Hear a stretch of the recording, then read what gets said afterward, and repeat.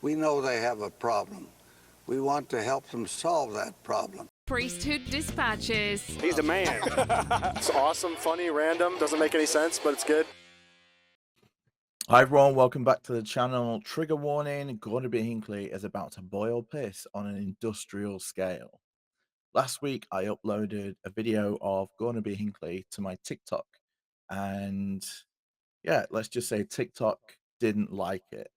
The video comes from an interview with Gordon B. Hinckley on Larry King Live in 2004. He did two interviews, one in 2004 and one in 1998. I remember at the time he was like lauded as the master of PR and amazing. And watching it back now, it is just awful. So here is the clip. You can see it on the left just here. TikTok took the video down after like 24 hours because they considered it hate speech. It was determined that your content violates our community guidelines and cannot be restored, much like the gospel. I looked at what TikTok thinks hateful behavior is. It reads as, we do not tolerate content that attacks or incites violence against an individual or a group of individuals on the basis of protected attributes. We do not allow content that includes hate speech, and we remove it from our platform. We also suspend and ban accounts that have multiple hate speech violations. Obviously, I wasn't condoning what President Hinckley was saying. I was just shining a light on, on this. Let me know what you think in the comments. See why they thought it was hate speech. Here we go. Like the Jews. You are very similar to the Jewish people, right? Family Hope so, concepts. sure. Good people. Right? Yeah, we're all. Sure. Last time I checked. Sure. We were all people. But as the mores have changed, for example, I know that the church is opposed to gay marriage. Yeah. Do you have an alternative? Do you like the idea of civil unions? Well, we're not anti-gay. We are pro-family. Let me put it that way. Bullshit. And we love these people and try to work with them and help them. We know they have a problem. We want to help them solve that problem. A problem they caused or they were born with? I don't know. I'm not an expert on these things. I don't pretend to be an expert on these things. The fact is they have a problem. Do you favor some sort of state union? Well, we want to be very careful about that, because that, whatever may lead to gay marriage, we're not in favor of. Many people don't get married. Goodness sakes alive, you know that. We have many people who have to discipline themselves. If they transgress, they become subject to the discipline of the church. But we try in every way that we know how to help them, to assist them, to bless their lives. It's hard to be a Mormon, isn't it? No, it's wonderful. Not hard. No, it's just wonderful. It's demanding. Great expectations, I should say so. But it's wonderful. Wonderful to resist the temptations of life? Oh, you don't go around resisting. You just develop a positive outlook and walk forward with faith. What do you do? You don't dwell on the negative. You dwell on the positive. What do you do with temptation? Set it aside. Put it behind. Leave it there. And you've been able to do that all your life? I tried to, yes. Were you ever, as a youngster, did you ever stray? Oh, I was a natural boy growing up. Of course I was. Just a freckle-faced kid. I'll Sure. bet you. President Hinckley used to be my favorite prophet growing up, and I don't know why. He says that they have a problem. He claims not to be an expert on the issue. So why, if you're not an expert on the issue, are you even commenting? Like, you said they got a problem, but you can't define the problem. It's not a problem. He also said they're not anti-gay, they're pro-family. President Hinckley, I know you won't be watching this, but anyone that is, I am not anti-Mormon. I am pro-truth. If anyone's wondering if that was just a one-off, President Hinckley just went a little bit left field, a little bit senile, and didn't really know what he was talking about. Other church leaders in the past have spoken on the issue. Let's take a look at a couple of those now. In 1976, Elder Boyd K. Packer came up with this tripe.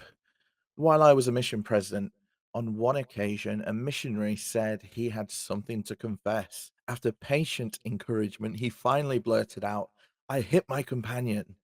"Oh, is that all?" I said in great relief. "But I floored him," he said.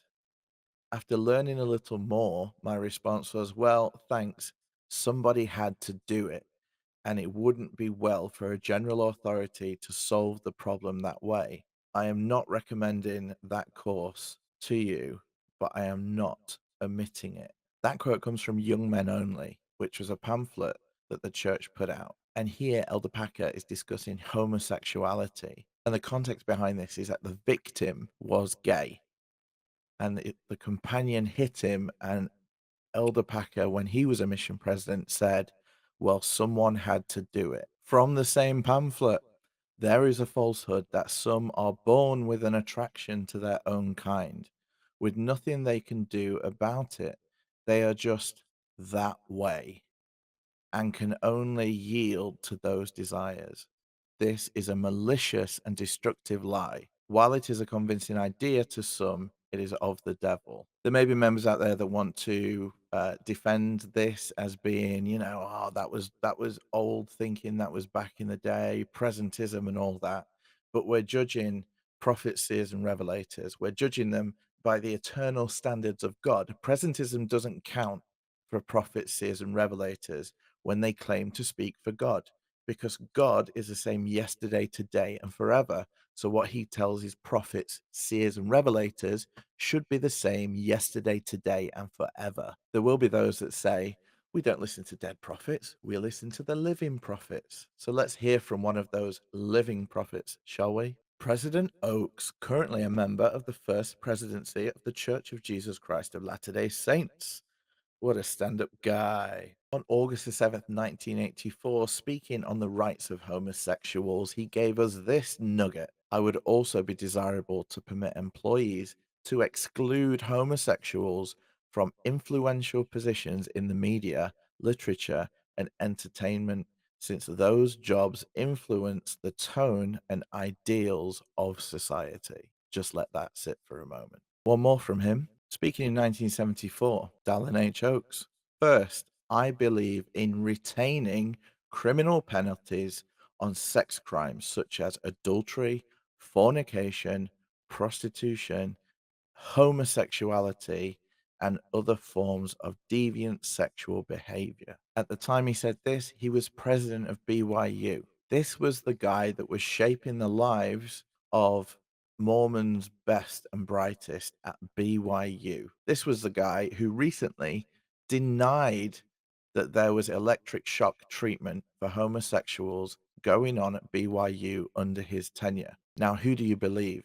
He is a current prophet, seer, and revelator for the Mormon church. But do you believe him in the 70s or do you believe him now? Has he really changed? He's not apologized. He's even come out and said that we don't issue apologies, and very public opposition to LGBTQ rights. If you believe in Jesus, he loved everyone, even the sinner.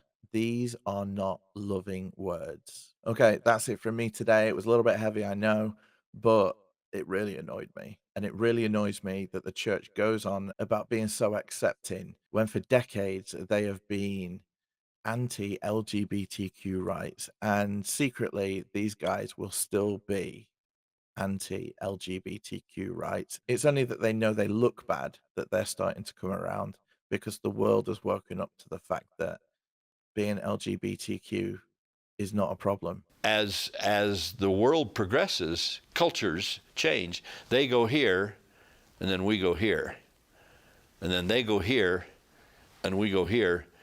And before long, you look up, and we're perilously close where we would never have thought to be before. Like, subscribe, share the video. I'll see you later.